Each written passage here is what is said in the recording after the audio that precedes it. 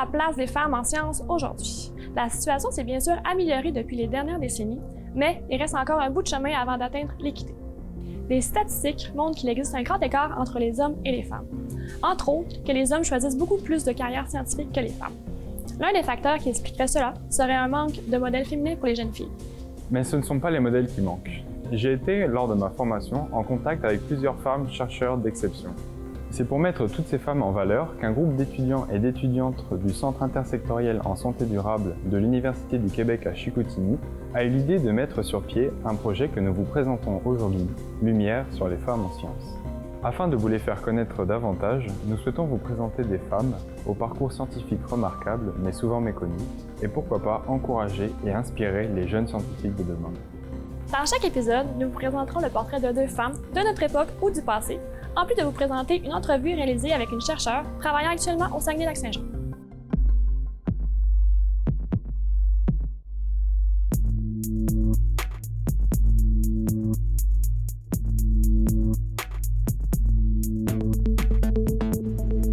Dans l'épisode d'aujourd'hui, nous vous présenterons le portrait de Rosalind Franklin et Jennifer Doudna. Mais tout d'abord, Frédéric Tremblay a reçu en entrevue Catherine Laprise, professeure au département des sciences fondamentales de l'Université du Québec à Chicoutimi et détentrice d'une chaire de recherche du Canada de niveau 1 sur l'asthme.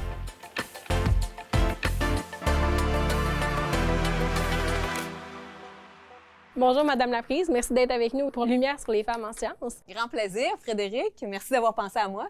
Qu'est-ce qui vous a amené vers une carrière académique? C'est plusieurs petits événements qui se sont alignés les uns après les autres puis qui ont tracé le chemin à ma place.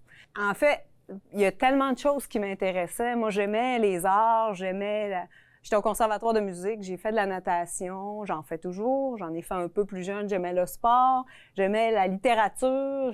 J'étais quelqu'un qui s'intéressait pas mal à tout. Et puis, je suis allée en Sciences Po parce qu'après, j'allais pouvoir faire ce que je voulais ou à peu près tout. Après ça, j'ai fait des demandes dans à peu près tous les domaines à l'université pour me rendre compte que ça allait pas m'aider à réduire les opportunités. Puis après ça, je suis allée en biologie parce que je me suis dit qu'encore une fois, c'était assez général puis ça allait me donner beaucoup d'opportunités. Ça a fini par avoir une certaine tangente à la maîtrise parce que j'ai fait des demandes de projets sur les gros animaux, pour le comportement des animaux. Puis, des demandes aussi au niveau de la santé respiratoire en biologie cellulaire. Et j'ai commencé un projet sur le comportement du bison d'Amérique. C'est la première fois que j'ai fait quelque chose que je n'aimais vraiment pas. Après 24 heures, je n'en pouvais plus d'être assis à regarder des animaux ne pas vivre, parce que ça fait presque rien un bison. T'sais. Dans notre imaginaire, dans les films, ça bouge beaucoup, là, mais dans la vraie vie, c'est assez statique. Et j'ai vraiment pas apprécié ce domaine-là. Fait qu'en même temps, j'avais eu la réponse pour l'hôpital Laval à l'époque, l'Institut de cardiologie et pneumologie de l'Université Laval. Et le docteur Boulet m'avait accepté dans son équipe pour travailler sur la physiopathologie respiratoire, donc sur des biopsies bronchiques de patients atteints d'asthme. Et c'est là que j'ai eu le déclic pour la recherche. Je suis arrivée dans une équipe fantastique. C'était multidisciplinaire avant l'heure. Alors, il y avait des cliniciens qui travaillaient avec des gens en fondamentale. Je travaillais avec un pathologiste pour aller récupérer des portions de poumons. J'avais aussi vraiment beaucoup de liberté puis de latitude parce qu'à l'époque, c'était un tout petit centre. Puis, c'est les pneumologues, essentiellement, qui avaient initié le centre de recherche. Donc, eux faisaient beaucoup de cliniques, ce qui fait qu'on avait vraiment beaucoup de latitude dans le laboratoire. Fait qu'il fallait se débrouiller, aller chercher les expertises quand on en avait besoin. Et puis, à partir de là, tout s'est dessiné assez logiquement dans un continuum parce que j'ai eu toujours des bourses, assez de succès, j'ai bien réussi. Ça m'a permis de me distinguer du lot, de faire ma place comme femme en recherche au Québec puis au Canada. Puis ensuite, avec l'avènement du projet Génome humain, au postdoc, j'ai bifurqué en génétique moléculaire. L'idée a été de construire un échantillon familial, puis de travailler là-dessus, et c'est là-dessus que je travaille. J'ai beaucoup d'autres projets, mais c'est un peu la trame directrice ou le cœur de mes travaux de recherche depuis 20 ans maintenant. Comment, en fait, est-ce que vous assurez votre rôle en tant que chercheuse de genre féminin dans votre environnement? Une très bonne question. Je me suis souvent posé la question, est-ce que ça fait une différence que je sois une femme ou un homme? Est-ce que ma carrière aurait été différente? Quand j'étais chercheur junior, je répondais que non. ça faisait aucune différence, mais j'avais pas le regard et la perception que j'ai maintenant. Alors, je suis obligée d'admettre que ça fait une bonne différence. Au départ, la différence n'est pas si marquée, mais elle vient avec le temps parce que c'est un monde qui est majoritairement un monde d'hommes. En génétique, c'est encore le cas. Très souvent, je suis sur des comités de gouvernance où je suis la seule femme. C'est exceptionnel qu'on va être 2 ou 3 sur des comités. Et quand on regarde les octrois qui sont donnés au Canada en recherche, c'est encore majoritairement aux hommes. Les directions de grands groupes de recherche, de consortiums, c'est encore majoritairement des hommes. C'est ça au Canada, mais c'est ça aussi au niveau international. Et les fonctions décisionnelles vont être de façon encore majoritaire aujourd'hui données à des hommes. Est-ce que c'est en raison de la proportion qui est moins grande? Probablement. Par contre, il y a une ouverture à ce que cette situation-là soit changée. Et il y a de plus en plus d'éléments qui sont centrés vers l'équité, la diversité et l'inclusion, parce que c'est pas unique aux femmes, hein. Il y a aussi beaucoup moins de personnes avec des situations de handicap, des gens d'ethnies différentes au Canada qui dirigent des groupes. C'est aussi minoritaire par rapport à d'autres situations, d'autres conditions. Fait qu'il y a beaucoup de travail à faire dans ce sens-là. Et puis moi, comme femme, je pense que j'ai une responsabilité de donner l'opportunité à des étudiantes graduées, de leur donner une équité, un souci d'équité, puis une visibilité, puis les moyens d'y arriver. Des fois, les femmes sont dans des situations particulières parce qu'ils vont avoir des enfants à certains niveaux d'études. Et ça, c'est une sensibilité que j'ai d'avoir le souci de m'assurer qu'ils vont arriver au même niveau en termes de compétitivité que les hommes.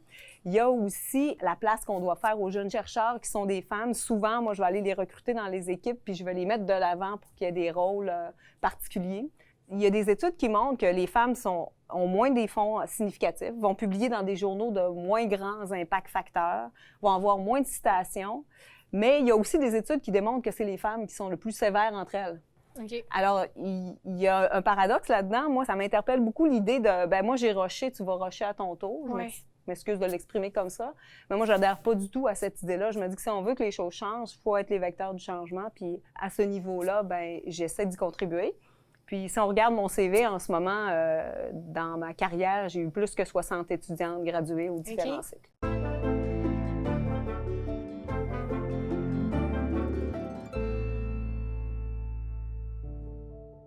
Rosalind Franklin est une femme remarquable qui a contribué à l'une des plus grandes découvertes de la biologie moléculaire, celle de l'hélice de l'ADN. Malgré tout, elle est restée dans l'ombre suite à ses découvertes. Cette femme, née le 25 juillet 1920 à Londres, dans une famille riche et influente, était la deuxième d'une fratrie de 5 enfants. Déjà, dans son enfance, elle faisait preuve d'une intelligence particulière. Étudiante brillante, son parcours scolaire a été remarquable. À 11 ans, elle a la chance d'intégrer l'une des rares écoles où l'on enseigne la chimie et la physique à de jeunes filles, St. Paul's Girls' School. Ces 2 matières deviennent rapidement une passion pour Rosalind. Quelques années plus tard, dans une lettre adressée à son père, elle décrit son attachement pour les sciences. Elle débute ses études en chimie à l'âge de 18 ans au Newham College à Cambridge, un collège réservé uniquement aux femmes. Elle étudiera la structure d'atomes de carbone à l'Université de Cambridge. Après avoir obtenu son doctorat en 1945, elle poursuit ses recherches à Paris où elle utilise une nouvelle technique, la diffractométrie de rayons X, qui permet d'obtenir des images en 3 dimensions. Cette technique deviendra, au fil du temps, sa spécialité. En 1950, elle déménage à Londres pour poursuivre ses recherches au King's College. Cette fois, ses recherches se concentrent sur une molécule encore bien méconnue, l'ADN. À cette époque, les scientifiques commencent à découvrir son rôle dans l'hérédité. Mais on se demande encore comment une molécule aussi simple peut être responsable d'une aussi grande diversité d'organismes vivants. Rosalind Franklin poursuit son travail sur la molécule d'ADN avec son collègue Maurice Wilkins. Mais la compétition est forte pour trouver des réponses sur cette molécule fascinante et des frictions apparaissent. Désespéré par les échecs répétés et les tensions avec Rosalind, Wilkins commence à se confier à son ami Francis Crick, qui utilise ces informations pour faire avancer ses propres recherches. Mais après plusieurs essais, Rosalind réussit à distinguer la double hélice de l'ADN qu'elle prend en photo, le cliché 51, qui permet de mettre en lumière un nouveau modèle pour la structure de l'ADN. Cependant, étant minutieuse et rigoureuse de nature, elle ne divulgue pas immédiatement ses résultats. Le 25 avril 1953, Francis Crick et son collègue James D. Watson s'appuient sur les recherches de Rosalind pour construire leur propre modèle de l'ADN. Ces 2 chercheurs publient un article dans le prestigieux journal Nature expliquant la structure hélicoïdale de l'ADN. Quelques mois plus tard, Franklin quitte le King's College pour le Birkbeck College, où elle découvre la structure du virus de la mosaïque du tabac. Ces recherches feront d'elle une véritable pionnière de la structure des virus et lui permettront d'entamer de nombreuses collaborations avec des laboratoires américains. Malheureusement, des complications de santé surviennent pour Rosaline en 1956, lorsqu'elle découvre que son ventre est bombé.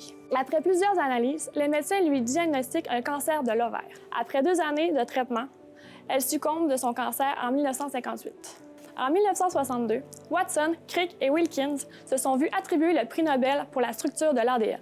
Bien des années plus tard, le monde scientifique redécouvre finalement les avancées majeures qu'ont permis les travaux de Rosalind Franklin, pionnière de la biologie moléculaire.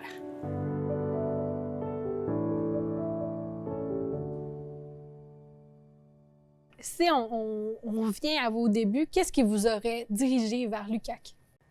Mon conjoint. C'est la seule réponse.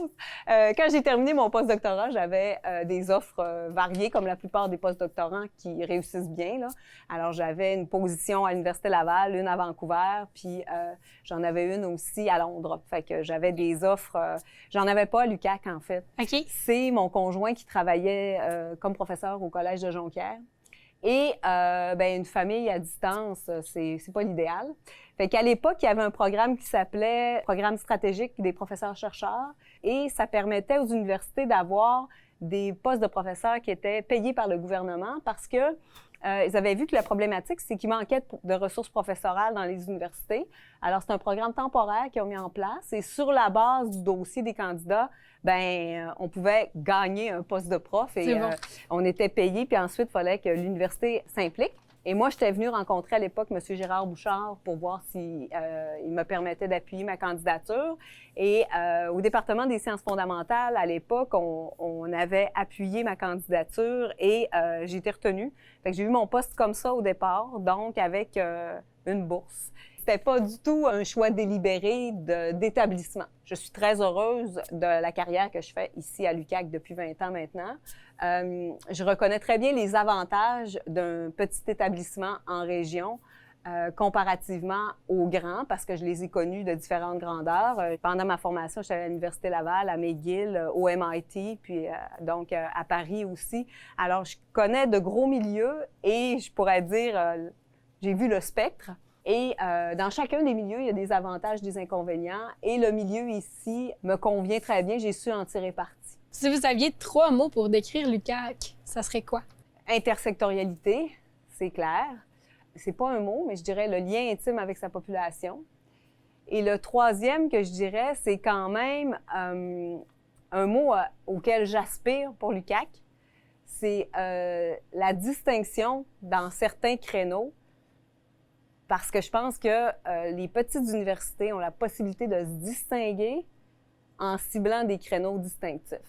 Donc, il faut éviter de vouloir faire comme les grands, mais il faut cibler, faire mieux avec moins de diversité. Quel conseil est-ce que vous donneriez à des jeunes étudiantes qui aspirent à devenir chercheuses? Si je regarde le nombre de jeunes chercheuses potentielles que j'ai encadrées et celles qui ont choisi de devenir chercheurs, c'est pas très élevé. Par contre, je le prends pas personnel parce que c'est la réalité. Pour tous les gens qui commencent à faire une maîtrise, on représente quand même moins de 2 % de la population selon les endroits. Donc, je peux pas m'attendre à des miracles non plus. Mais ce que j'observe chez les filles et les jeunes femmes, souvent, c'est qu'elles vont se limiter à la période où elles pensent fonder une famille. Souvent, je vais entendre des « Ah, mais là, moi, je veux avoir des enfants, fait que je peux pas continuer en recherche. » OK. C'est parce que j'en ai 3. Pour moi, c'est comme pas un critère. C'est comme de dire, parce que je vais avoir des enfants, je peux pas faire carrière dans peu importe quel domaine, dans le fond. Ouais. Parce que faire une carrière en recherche, c'est comme une autre carrière. Si c'est ce qui nous motive et nous anime, les deux, la conciliation se fait aisément. Et on développe des approches pour y arriver de façon... ça se fait. J'en connais beaucoup. Fait que c'est toujours ce critère-là qui ressort, ou j'ai pas ce qu'il faut parce que je suis pas comme toi, ou ça demande bien trop, puis je te vois aller, puis je suis pas capable. C'est quelque chose que je tente de déconstruire, parce qu'en recherche, il y a de la place pour toutes les personnalités, de gens avec des cultures diversifiées, des regards diversifiés, des valeurs différentes, une pensée créative distincte. Fait qu'il y a de la place pour tout le monde. Et le niveau de notre carrière et l'intensité qu'il a, c'est aussi individu dépendant. Il y a des gens qui vont faire des carrières plus mitigées, qui vont avoir un équilibre entre l'enseignement et la recherche. Peut-être qu'il y en a que ça va être plus un profil recherche, fait que il y a de la place pour différents profils.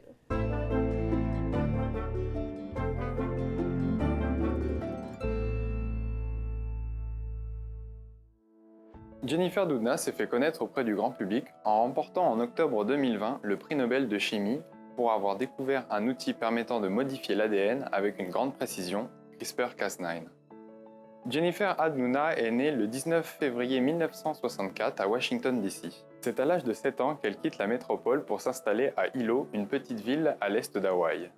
Son père est professeur de littérature anglaise à l'université et sa mère est professeure d'histoire au collège. C'est à ce moment-là qu'elle se découvre une passion pour la nature et un intérêt pour la science. Son premier contact avec la biochimie se fait à l'âge de 13 ans grâce à la lecture d'un livre racontant la découverte de l'ADN et de sa double hélice, et d'un livre de cancérologie expliquant comment une cellule normale peut devenir une cellule cancéreuse. En 1985, elle décroche son baccalauréat en chimie à Claremont, en Californie. Puis, en 1989, elle obtient son doctorat en biochimie et pharmacologie à Harvard, où elle travaille déjà à mieux comprendre des mécanismes de génétique moléculaire menant à la production de protéines à partir de l'ADN. Elle poursuivit ses études post-doctorantes à l'Université du Colorado à Boulder, en collaboration avec Thomas Sech, qui lui avait déjà obtenu un prix Nobel de chimie en 1989, où elle continue d'étudier les mécanismes de transcription de l'ADN. Jennifer Doudna se fait connaître auprès du grand public en 1998 pour avoir déterminé, avec son équipe, la structure cristalline du premier ARN viral, celui de l'hépatite D, pour en étudier les spécificités et pouvoir développer un traitement afin de lutter contre cette maladie. Quelques années plus tard, suite à un appel téléphonique avec Julianne Banfield, une de ses anciennes collègues de Berkeley, elle entreprend de l'aider à comprendre certaines séquences de l'ADN d'une communauté bactérienne. L'objectif de sa recherche était de déterminer si la séquence connue sous le nom de CRISPR pouvait avoir un rôle de protection contre les infections virales. C'est lors d'une conférence à l'American Society of Microbiology à Porto Rico qu'elle rencontra Emmanuelle Charpentier, une microbiologiste et généticienne française qui travaille aussi sur la séquence CRISPR. C'est alors qu'est née une collaboration entre les deux chercheuses. Après de nombreux mois de recherche et de collaboration avec différents laboratoires dans le monde, ils ont su démystifier les mécanismes de défense appartenant à CRISPR qui, combiné à une enzyme, la Cas9, permet de découper des séquences d'ADN de manière très précise. Très rapidement, la communauté scientifique a su déceler l'immense potentiel de cette technique pour réaliser de l'édition de génomes.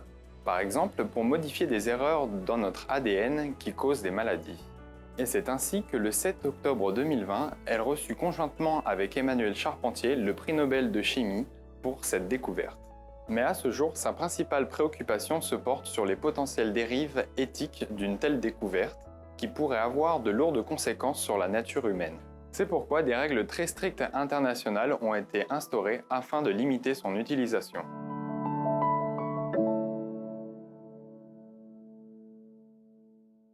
Si j'avais à vous demander, c'est quoi votre plus grande réussite, votre plus grande fierté en carrière, qu'est-ce que ça serait? En carrière, on précise, parce que sinon, ce serait évidemment mes enfants, comme probablement tout le monde. Mais si on dit en carrière, ma plus grande fierté, c'est certainement d'avoir initié mes recherches en région, dans un endroit où il n'y avait rien au niveau de la biologie moléculaire. Alors, je suis vraiment partie de rien pour bâtir une équipe, un laboratoire. J'ai toujours réussi à avoir du soutien financier, à la fois pour mon dossier académique et pour mes travaux. Alors ça, c'est une fierté aussi. Puis récemment, j'ai mis en place un centre de recherche intersectoriel en santé, dans une région où il n'y avait presque pas de recherche en santé. Donc, je pense que ma plus grande fierté, c'est d'avoir été, je pense, un leader positif pour le développement de la recherche en santé en région. Donc, si on va dans ce chemin-là par rapport au centre intersectoriel en santé durable, qu'est-ce que ça représente pour vous, ce centre-là? Ça représente pour moi ce que tous les chercheurs, j'espère en tout cas, ce que tous les chercheurs qui s'établissent dans un endroit souhaitent avoir, c'est-à-dire un milieu d'accueil intéressant, diversifié, qui offre le soutien pour les jeunes chercheurs, qui offre des possibilités de collaborer puis d'aller plus loin dans nos travaux, de faire des réelles co-constructions Et puis, ça permet aux jeunes chercheurs, j'espère, de ne pas avoir à perdre beaucoup d'années dans l'établissement de ce qu'ils veulent faire, étant donné qu'ils ont un milieu qui leur permet déjà d'avoir un effet levier, puis de démarrer à quelque part. On part pas de rien encore. Fait que ça, je pense que c'est cet aspect-là. L'autre aspect, c'est le contact avec la population du Saguenay-Lac-Saint-Jean, que je trouve vraiment intéressant parce que ça nous permet d'être connectés directement sur les besoins de la population. Parce que comme chercheurs, on peut croire que c'est ça qu'il faut, que les gens ont besoin. Par exemple, je travaille sur les asthmatiques, ils ont besoin d'une meilleure médication, ils ont besoin de se rendre à ce niveau-là. Mais pour l'asthmatique lui-même, c'est quoi son besoin? Comment il l'exprime? On est peut-être à des années-lumière comme ça. Puis, en étant ici avec ce centre-là, ça nous permet d'avoir un lien direct avec les gens, puis d'être branché sur la population pour répondre aux besoins de la population. L'autre chose que ça permet de faire, c'est que ça permet d'avoir un lieu commun pour les chercheurs de Sherbrooke délocalisés à Saguenay, les chercheurs du CIUS, du Collège de Jonquière, ceux qui veulent en initier au Collège de Chicoutimi, puis les gens de l'UQAC, puis aussi pour les jeunes du secondaire, avec toutes les activités qu'on fait pour les sensibiliser et puis leur donner le goût de faire de la science. Ça nous permet aussi d'avoir ce centre-là, je pense, de nous distinguer même au niveau du Québec, parce que c'est le premier centre, un des premiers centres intersectoriels, parce que celui dirigé par Jean-Pierre Després à Québec. Et on a mis en place aussi le RISUC, qui est le réseau de l'Université du Québec en santé, et qui a une trame aussi en santé durable et intersectorielle. Mais c'est aussi les efforts que j'ai fournis avec d'autres qui ont permis d'initier ce réseau-là, parce que j'ai été la directrice du mouvement pour l'initier et j'ai travaillé pendant 1 an avec des chercheurs de partout au Québec. Maintenant, je me concentre au centre ici, mais ça nous permet vraiment d'être initiateurs. Puis, par exemple, l'Université Paris-Créteil m'a demandé d'être professeur associé pour aller mettre en place un centre comme ça là-bas. Fait que je pense que ça nous donne une position de leadership au niveau international. Qu'est-ce qui vous a amené vers l'asthme et l'allergie, autre que votre cheminement académique? Je suis asthmatique allergique aux animaux. Ma grand-mère paternelle est décédée d'un status asthmaticus, c'est-à-dire donc d'une crise d'asthme. Ma mère fait de l'asthme. J'ai un fils qui fait de l'eczéma et de l'allergie. Alors, il y avait certainement un biais personnel. L'autre chose, c'est que plusieurs sportifs font de l'asthme avec le temps. Évidemment, c'est lié certainement à l'hyperventilation qui est associée. Et le sport m'a toujours intéressée, la santé respiratoire aussi. L'asthme, c'est un modèle qui touche les jeunes. La génétique qui m'intéresse depuis toujours. Et l'asthme allergique, bien, ça touche les enfants très jeunes. Donc, pour moi, la composante génétique est évidente. Et maintenant, on s'attarde beaucoup dans notre laboratoire aux aspects épigénétiques, c'est-à-dire comment l'environnement va venir ajouter des choses sur l'ADN, sur notre code génétique, sans en changer le message, mais va venir un peu troubler ce message-là par des ajouts qui viennent de l'environnement, mais qui sont réversibles. Puis on sait par les études qu'on a faites qu'il y a une bonne part d'héritabilité, mais il y a aussi une bonne part d'environnement. Et en ce moment, c'est ce qui nous intéresse beaucoup. La transmission aussi au fil des générations de ces marques épigénétiques-là nous intéresse. Puis on a un échantillon où on a plus que 100 familles avec 3-4 générations. Fait que ça nous permet vraiment de faire des travaux qui sont uniques parce qu'il n'y a pas d'autres populations aussi riches en termes de multigénérationnel où tous les gens sont évalués. Fait que, mais pourquoi je me suis intéressée à l'asthme? Pour pas mal toutes ces raisons-là. Qu'est-ce que vous avez ressenti face à l'obtention de votre chaire de recherche de niveau 2? Un soulagement. OK. Quand on prend la carrière d'un chercheur, la première étape qui angoisse, c'est décrocher un poste à l'université. Parce que en santé, on peut avoir ce qu'on appelle un chercheur junior qui donne un salaire pour 4 ans. Chercheur junior 2, ce qui donne encore un salaire pour 4 ans. Puis si on décroche pas les autres subventions, selon l'établissement où on est, ben il est possible qu'on n'ait jamais de poste de prof régulier. Ça dépend parce que c'est vraiment très compétitif. Fait que moi, quand j'ai eu mon poste de prof ici, ça m'a donné le soulagement de mon salaire et de pouvoir manger. Je l'exprime bêtement et de façon caricaturale, mais vous comprenez ce que je veux dire. Le stress pour avoir mon salaire à chaque 2 semaines venait de tomber. Par contre, en mettant en place mon programme de recherche, mon équipe, différents projets, le stress se transfère sur les bourses des étudiants, le salaire de tes professionnels, de tes techniciens, des infirmières de recherche. Et ça, il faut aller chercher les sous avec les subventions. Comment est-ce que vous vous assurez de transposer vos résultats de recherche puis vos connaissances au grand public? C'est une préoccupation que j'ai depuis le tout début de ma carrière. Ça a commencé même comme étudiante graduée parce que dans le centre de recherche, il y avait des étudiants qui présentaient leurs projets puis qui étaient les seuls à se comprendre. OK. Et puis, en fait, ce que les autres disaient, c'est « Ah, lui, c'est tellement dur, ce qui fait que les autres ne comprennent pas. » Puis, pour moi, c'est totalement faux. Il n'y a rien de trop difficile qu'on n'arrive pas à expliquer aux gens. On peut mal le faire, on peut mal se préparer, mais c'est impossible de ne pas être capable d'expliquer ce qu'on fait en utilisant des mots qui sont une analogie ou une image qui permettent aux gens de comprendre le grand principe de ce que tu fais. Vous avez dernièrement procédé à la mise en place de la biobanque québécoise de la COVID-19. Quelles seront les retombées de ce projet? Énorme, à différents niveaux. La première idée, quand on a mis le projet en place, c'était évidemment pour voir s'il y a des gens qui avaient des gènes de susceptibilité à développer la forme sévère. On voulait comprendre ceux qui étaient hospitalisés, est-ce parce qu'ils ont des gènes, des mutations dans des gènes qui font qu'ils sont plus susceptibles que d'autres à avoir beaucoup de symptômes puis à décéder. Alors, évidemment, ça, le but, c'est de comprendre qu'est-ce qui se passe dans la voie biologique de ce gène-là, puis est-ce qu'on peut trouver des voies thérapeutiques, est-ce qu'on peut modifier notre façon d'intervenir pour les gens qui sont hospitalisés en fonction de ce qu'on connaît de cette voie biologique-là. Fait que tout ça, c'était la première grosse question. La deuxième question, c'était aussi de séquencer le virus, comme vous savez en ce moment, pour voir quels sont tous les variants de ce virus-là dans le temps. C'est toujours en cours. Et est-ce qu'il y a des variants qui sont associés à la forme la plus sévère? Est-ce qu'il y a des variants qui sont associés à la forme asymptomatique? Ça aussi, c'est intéressant. Il y a d'autres projets qui vont être plus selon les sites. Ici, on a un projet avec Catherine Girard, qui est une nouvelle collègue recrutée récemment, où on veut voir le microbiote nasopharyngé, c'est-à-dire tous les micro-organismes qu'il y a dans le tractus du nez et du pharynx, pour voir s'il y a des gens qui ont un milieu d'accueil plus favorable pour ce virus-là. Ça nous permet aussi, en fonction des variants, de voir un peu mieux le tracé épidémiologique. D'où c'est arrivé ce mutant-là, où il s'est surtout multiplié, pourquoi. Qu'est-ce fait que le niveau moléculaire de tout ça va nous donner vraiment des réponses encore plus intéressantes dans les prochaines années.